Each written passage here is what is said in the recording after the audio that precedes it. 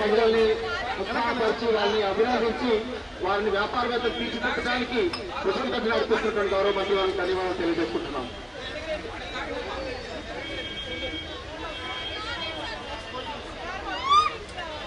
Tea పార్టీతో బిజీగా లక్షల వ్యాపారం జరగాలని కోరుకుంటున్నాము.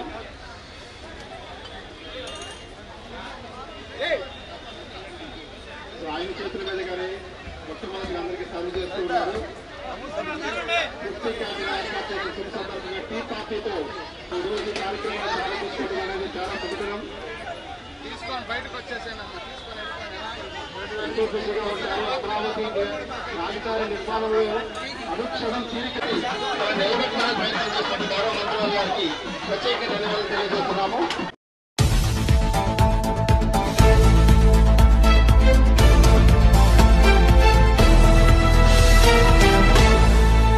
చాలా తృప్తిగా ఉంది. ఎందుకంటే ఇవాళ తృప్తి క్యాంటీన్స్ స్టార్ట్ చేశాం.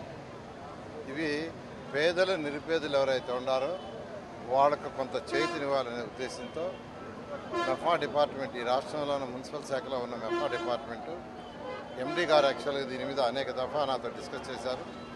చేసి ఒక తీసుకొచ్చి ప్రతి ఈ తృప్తి క్యాంటీన్లో నలుగురు మెఫా మహిళలకి వాళ్ళ యొక్క జీవన ఆదాయం పెరిగేటట్టుగా, వాళ్ళ ఆదాయం పెరిగేటట్టుగా చేశారు.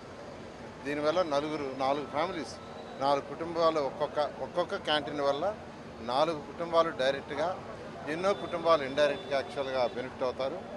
రాష్ట్రంలో దాదాపు 700 తృప్తి క్యాంటీన్స్ ప్లాన్ చేశారు. వాటిలో ఫస్ట్ది నెల్లూరులోనే స్టార్ట్ చేశారు.